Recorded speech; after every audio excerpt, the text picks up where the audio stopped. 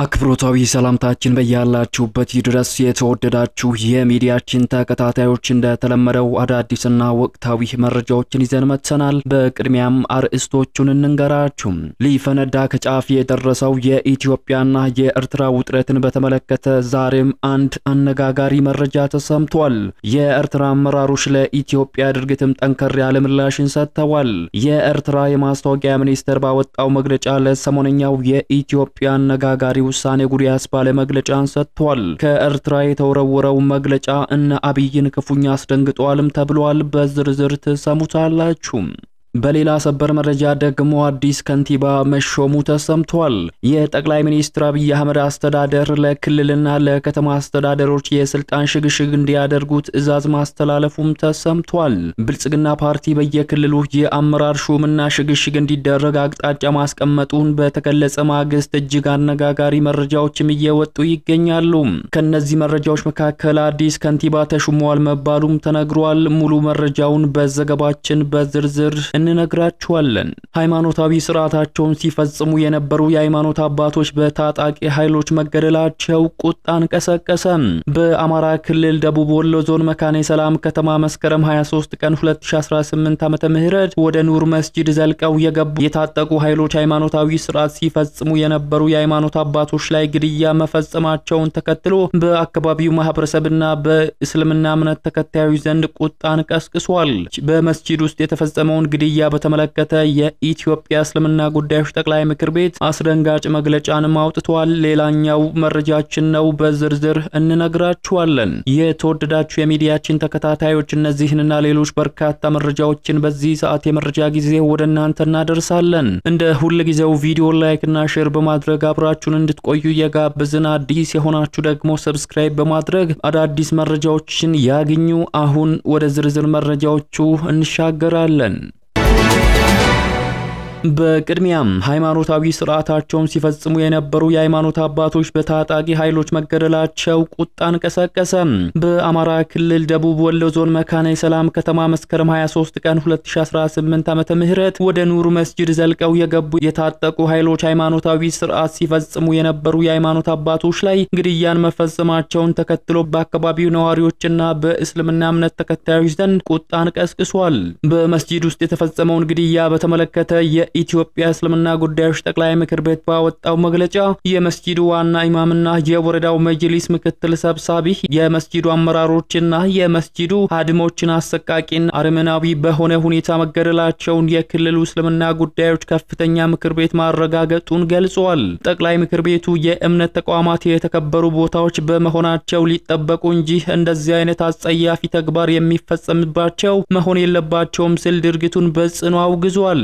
መላው የሃይማኖት ተቋማትም በእምነት ቦታዎች የሚደረጉ ትንኮሳዎችና በእምነት ተከታዮች ላይ የተቃጣ መሰል የጅምላ ግድያ ሊያወግዙና ሊያስቆሙት ይገባል ሲልም አሳስበዋል። የሃይማኖት ተቋማትና መሪዎች ድርጊቱን አብሮ የመኖርን እሴት የሚሸረሽር በመሆኑ እንዲያወግዙና እንዲቃወሙ የሚመለከታቸው አካላትም ህጋዊ እርምጃ እንዲወስዱ አሳስበዋል። የአማራ ክልል እስልምና ጉዳዮች ከፍተኛ ምክር ቤት በአማራ ክልል ሙስሊሞች በእምነት ተቋሞቻቸው በመግባት የሃይማኖት አባቶችንና ምእመኖቻቸውን የመግደል አባዜ አሁንም ቀጥሏል ብሏል። በሙስሊሙ ማህበረሰብ ላይ ተደጋጋሚ ትንኮሳዎች፣ ጥቃቶችና ግድያዎችን ለማስቆም በከፍተኛ ሆደ ሰፊነት ጉዳዩን ለመፍታት ሙስሊሙ ማህበረሰብ ቢጥርም ነገሩ እያደረ ከመባባስና መልኩን እየቀያየረ ከመምጣትም አልተወገደም ሲል ሁኔታውን አስረድቷል። በደቡብ ወሎ ዞን መካነ ሰላም ከተማ በታላቁ ኑር መስጂድ ምሽት የኢሻ ሶላት ስግደትን ለማከናወን በመስጂዱ በነበሩ የመስጂዱ ኢማምና የመካነ ሰላም ከተማ እስልምና ጉዳዮች ምክር ቤት ምክትል ሰብሳቢ የሆኑት ሼህ ጀማል ከማልና ሌሎችም የመስጂድና የመጅሊስ አመራሮች በታጠቁ ኃይሎች ያለምንም ርህራሄና እዝነት ባሰቃቂ ሁኔታ ግድያ ተፈጽሞባቸዋል ብለዋል። ይህም ህዝበ ሙስሊሙ ከሌሎች እምነት ተከታዮች ወገኖች ጋር ሆን ተብሎ ለማጋጨትና ሀገሪቱን የጦር አውድማ ለማድረግ ታስቦ የተፈጸመ ድርጊት መሆኑ አያጠራጥርም ሲልም ገልጿል። የሚመለከታቸው አካላት ድርጊቱን የፈጸሙ ግለሰቦች ወይንም ቡድኖች በህግ ቁጥጥር ስር በማዋል ተጠያቂ እንዲያደርግም አሳስበዋል። የደሴ ከተማ አስተዳደር እስልምና ጉዳዮች ምክር ቤት ምክትል ጸሐፊ አቶ ሁስማን ሁሴን በሰጡት ቃልም ከትላንት ወዲያ ማታ ላይ ታጣቂዎች መስጂድ ውስጥ ዘልቆ በመግባት የነበሩትን የመስጂዱን ኢማም የመጅሊሱን አመራርና 4 ሰዎችን ገድለዋል ሲሉ አስረድተዋል። ወደ ሌላኛው መረጃችን ስናመራ ሊፈነዳ ከጫፍ የደረሰው የኢትዮጵያና ኤርትራ ውጥረትን በተመለከተ ዛሬም አንድ አነጋጋሪ መረጃ ተሰምቷል። የኤርትራ አመራሮች ለኢትዮጵያ ድርጊት ጠንከር ያለ ምላሽን ሰጥተዋል። የኤርትራ ማስታወቂያ ሚኒስቴር ባወጣው መግለጫ ለሰሞነኛው የኢትዮጵያ አነጋጋሪ ውሳኔ ጉድ ያስባለ መግለጫን ሰጥቷል። ከኤርትራ የተወረወረው መግለጫና አብይን ክፉኛ አስደንግጧልም ተብሏል። ከሰሞኑ ሆርን ሪቪው መጽሔት ላይ ኢትዮጵያ ለኤርትራ የሰጠችውን የሀገር እውቅና ማንሳት አለባት፣ ኢትዮጵያ የኤርትራን የሀገርነት እውቅና ለማንሳት ዓለም አቀፍ ሕጎች እንዳለው እንዲሁም የሌሎች ሀገራትን ተሞክሮ በማቅረብ ረዘም ያለ ጽሑፍ ማሰራጨቱን ተከትሎ የኤርትራ አመራሮችን ክፉኛ አበሳጭቷል ነው የተባለው። ይህንን ተከትሎም የኤርትራው ማስታወቂያ ሚኒስትር አቶ የማነ ገብረ መስቀል ነጻነታችንን ከኢትዮጵያ በስጦታ አልተረከብንም፣ ኢትዮጵያን አሸንፈን ያገኘነው ነው ብለዋል።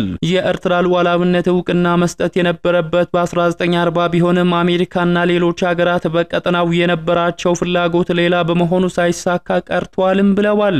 ኢትዮጵያ እንደተባለው የምታደርገው ከሆነ እኛም ከ1952 እስከ 1993 እንደ አውሮፓውያን አቆጣጠር ኢትዮጵያ ለወሰደችብን ሀብትና ንብረት በቢሊዮን ዶላር የሚቆጠር ካሳን እንጠይቃለን ሲሉ ተናግረዋል። ለዚህም የኢራቅንና የኩዌትን ታሪክም እንደ አብነት አስቀምጠዋል።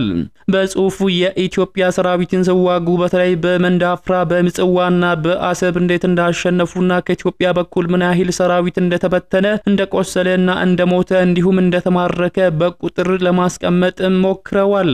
በተያያዘ ዜና ከሰሞኑ የኤርትራ ወታደራዊ አመራሮች ከኢትዮጵያ ጋር በተዋጉባቸው በእያንዳንዱ ግንባር በመሄድ የጦርነቱን ሂደትና አሰላለፍ ምን ይመስል እንደነበር ለሰራዊቶቻቸው አመራሮችና መኮንኖች የጦርነት ትንታኔን ሲሰጡ ታይተዋል። ይህ በእንዲህ እንዳለ ኢትዮጵያ የአሰብ ወደብ ባለቤት ሆና አታውቅም ሲሉ የኤርትራው አምባሳደር አነጋጋሪ ንግግርን አሰምተዋል። የኤርትራ መንግስት የአውሮፓ ህብረትና ሌሎችም ሀገራት አምባሳደር የነበሩት አምባሳደር አንደ ብርሃን በሰጡት ቃለ ምልልስ በኢትዮጵያና በኤርትራ መካከል ጦርነት የሚቀሰቀስ እንደማይመስላቸውም ተናግረዋል። አምባሳደሩ ባደረጉት ቃለ ምልልስ ሰፋ ባለ ጉዳዮች ላይ ማብራሪያን የሰጡ ሲሆን በኤርትራና ኢትዮጵያ መካከል ያለውን ግንኙነት የረጅም ጊዜ የጦርነትና የግጭት ታሪክ ያለው መሆኑን ገልጸዋል። ለዚህም ደግሞ ሁለቱ እርስ በርሳቸው የሚቃረኑ ምክንያቶች እንዳሉ ጠቁመዋል። አምባሳደሩ ሲያብራሩም አንደኛው ኢትዮጵያ ከአክሱም ስርወ መንግስት አንስቶ ለ3000 ዓመታት በነጻነት የኖረች ሀገር ናት፣ ኤርትራም የኢትዮጵያ አካል ነበረች የሚለውን ካነሱ በኋላም ይህንን የሚያነሱት በኢትዮጵያ ገዢ መደብ ውስጥ ያሉ አካላት መሆናቸውንና ትክክልም አለመሆኑን ገልጸዋል። ሁለተኛውና ከኤርትራ በኩል የሚጠቀሰው ደግሞ በክፍለ ዘመኑ መባቻ ከአካባቢው በነበረው የአዶሊስ ወደብ ስልጣኔ የአክሱም ስርወ መንግስትም የዚህ አካል ነበር የሚለው ነው። ነገር ግን ይህ ስርወ መንግስት ከወደቀ በኋላ መልሶ ሊያንሰራራም አልቻለም ብለዋል። አምባሳደር አንደ ብርሃን ጠቅላይ ሚኒስትር አብይ አህመድ አሰብ ወደብን በተመለከተ ያነሱትን ታሪክ በተመለከተ ተጠይቀው ሲመልሱ ደግሞ አሰብ የኢትዮጵያ ሆና አታውቅም፣ አሰብ መጀመሪያ እንደ ወደብ የተገነባው በጣሊያን ቅኝ ግዛት ወቅት ነበር፣ ሲቀጥሉም ከወደብ በጥቂት ኪሎ ሜትሮች ርቀት ላይ ስላለ መብት አለ ማለት አይደለም፣ ይህንን የሚገልጽ ዓለም አቀፍ ሕግ የለም በማለትም ተናግረዋል። ወደ ሌላኛው ሰበር መረጃችን ስናመራ ደግሞ አዲስ ከንቲባ መሾሙ ተሰማ። የጠቅላይ ሚኒስትር አብይ አህመድ አስተዳደር ለክልልና ለከተማ አስተዳደሮች የስልጣን ሽግሽግ እንዲያደርጉ ትዕዛዝ ማስተላለፉ ተሰምቷል። ብልጽግና ፓርቲ በየክልሉ የአመራር ሹምሽርና ሽግሽግ እንዲደረግ አቅጣጫ ማስቀመጡን በተገለጸ ማግስት እጅግ አነጋጋሪ መረጃዎችም እየወጡ ይገኛሉ። ከነዚህ መረጃዎች መካከል አዲስ ከንቲባ ተሾሟል መባሉም ተነግሯል። የብልጽግና ፓርቲ ምክር ቤት እስከ ታችኛው ቅር ያሉት አመራሮች የግምገማና የምዘና መድረክ አድርገው የአመራር ሹምሽረት እንዲያደርጉ መገለጹን ምንጮች አስታውቀዋል። እንደ ምንጮች ገለጻ ከሆነ ክልሎች በተነገራቸው አቅጣጫ መሰረት በሹምሽረት ተግባር ላይ መሆናቸው ታውቋል። ሹምሽሩን ቀድመው ከጀመሩ ክልሎች መካከል ሲዳማ ክልልና ማዕከላዊ ኢትዮጵያ ክልል እንዲሁም ድሬዳዋ ከተማ አስተዳደር ግንባር ቀደም በመሆን ሹምሽር መጀመራቸውን ከየክልሉ መንግስት ማህበራዊ ትስስር ገጽ ያገኘናቸው መረጃዎች ያመለክታሉ። የሙስ የሙስናና የብልሹ አስተዳደር በስፋት እንደተስፋፋ ከሚነገረው የሲዳማ ክልል ከወራት በፊት የተሾሙት የሐዋሳ ከተማ አስተዳደር ከስልጣን መነሳታቸው ተሰምቷል። የሐዋሳ ከተማ ከንቲባ ከስልጣናቸው ተነስተው በምትካቸው አዲስ ከንቲባ ተሾመዋልም ተብሏል። በቅርቡ የሲዳማ ክልል ባካሄደው ክልል አቀፍ ግምገማ የከተማውን ከንቲባ አቶ መኩሪያ ማርሻይን በተለያዩ ጉዳዮች ተገምግመው ከስልጣን እንዲነሱ ውሳኔ መተላለፉን በተመለከተ መረጃ ተሰራጭቷል። የክልሉ መንግስት ትናንት ማምሻውን ባወጣው መረጃ ከንቲባው ከስልጣን መነሳቱንና ሌሎች የክልልና ከተማ አስተዳደር ባለስልጣናት የቦታ ሽግሽግና ምደባ መሰጠቱን አስታውቋል። በዚህም የክልሉ እንስሳትና ዓሳ ሀብት ልማት ቢሮ ኃላፊ የነበሩት አቶ ተክለ ጆምባ የሐዋሳ ከተማ አስተዳደር ከንቲባ ሆነው ተሹመዋል። አዲስ የተሾሙት የሐዋሳ ከተማ ከንቲባ አቶ ተክለ ጆምባ ከአቶ መኩሪያ ስልጣንን ተረክበዋል ነው የተባለው። ከከንቲባው በተጨማሪም ሌሎች የሲዳማ ክልልና ሐዋሳ ከተማ አስተዳደር አመራሮች ከላይ በተዘረዘሩና ሌሎች ምክንያቶች በቡድን ግምገማው ከኃላፊነታቸው እንዲነሱ ውሳኔ ተላልፈዋልም ተብሏል። የተወደዳችሁ የሚዲያችን ተከታታዮች ለሰዓቱ ያዝንላችሁ አዳዲስ መረጃዎች የተከታተላችሁትን ይመስሉ ነበር። ከሰዓታት በኋላ በሌሎች አዳዲስ መረጃዎች እስከምንገናኝ በያላችሁበት ቸር ቆዩ።